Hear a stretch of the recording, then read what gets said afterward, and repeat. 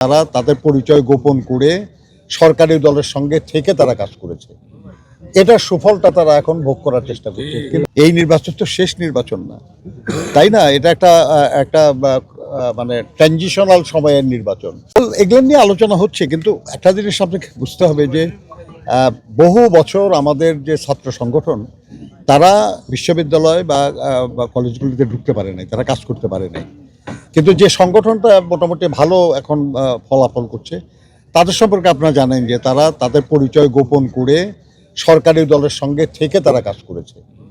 এটার সুফলটা তারা এখন ভোগ করার চেষ্টা করছে। কিন্তু এই কৌশলটাকে আমরা কখনোই ভালো কৌশল হিসেবে মনে করি নাই, ওই কৌশল আমরা গ্রহণ করি নাই, কাজে ওই কৌশলের ফল আমরা আশা করিও না।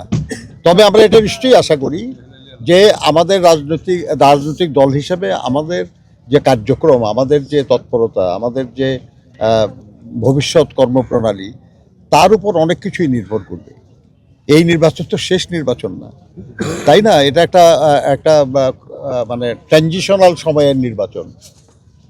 যখন একটা স্থিতিশীল অবস্থা আসবে, আমরা মনে করি যে তখন আমাদের দেশের ছাত্রছাত্রীরা তারা তাদের যে ভাবনা, তাদের যে আধুনিক চিন্তা, এগুলো দিয়ে তারা সিদ্ধান্ত নিতে পারবে। আমরা নির্বাচন পরিচালনা কমিটিতে যারা কাজ করছি, তারা মূলত নির্বাচনের যে কর্মকাণ্ড, সেই কর্মকাণ্ড পরিচালনার দায়িত্ব। দলের মধ্যে যারা দলের সিদ্ধান্তের বাইরে যারা প্রার্থী হয়েছে, সেটাকে দেখা, সে ব্যাপারে ব্যবস্থা নেওয়ার দায়িত্ব কিন্তু দলের, নির্বাচন পরিচালনা কমিটি না। তারপরেও আমরা যেটা বলবো সেটা হলো যে দেখেন, আমাদের মতো একটা এত বড় দলে যোগ্য প্রার্থী প্রচুর, সেখানে অনেকেই দলের সিদ্ধান্ত মনে করেছে আর কি যে এই সিদ্ধান্ত হচ্ছে তাকে যদি মনোনীত করা হতো তাহলে আরও ভালো হতো। তারা সেই জন্য চেষ্টা করছে এবং প্রত্যাহারের সময় শেষ হয় নাই।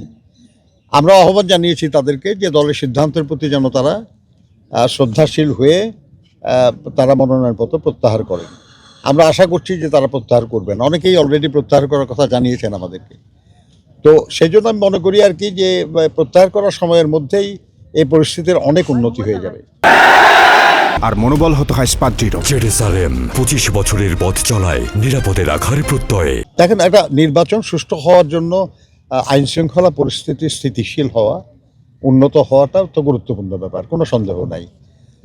আমরা অনেক আগে থেকেই বলে আসছি এটা, এবং সরকারকে আমরা বলেছি যে তারা যেন এ ব্যাপারে প্রয়োজনীয় উদ্যোগ নেন।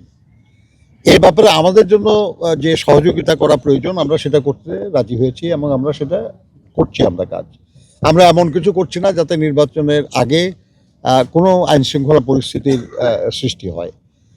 কিন্তু দৈনন্দিন আইন শৃঙ্খলা পরিস্থিতি রক্ষার দায়িত্ব তো সরকারের। এ ব্যাপারে আমরা সরকারকে আহ্বান জানিয়েছি এবং আবার আহ্বান জানাবো যে তারা যেন অত্যন্ত সক্রিয় হয় এবং কৌশলী হয়। মনে রাখতে হবে আর কি যে যারা নির্বাচনটা এই সময় হোক চায় না, কিংবা যারা নির্বাচনের মাধ্যমে দেশে গণতন্ত্র উত্তরণ ঘটুক এটা চায় না, কিংবা যারা বাংলাদেশেরই একটা স্থিতিশীলতার বিপক্ষে, তারা তো সবাই চেষ্টা করবেই তারা আর কি যে নানান রকমের ঘটনা ঘটিয়ে একটা অস্থিতিশীল অবস্থার সৃষ্টি করা। কিন্তু আমরা ধারণা করি আর কি যে সরকার প্রয়োজনীয় উদ্যোগ নেবে এবং আইন শৃঙ্খলা পরিস্থিতির উন্নতি হবে।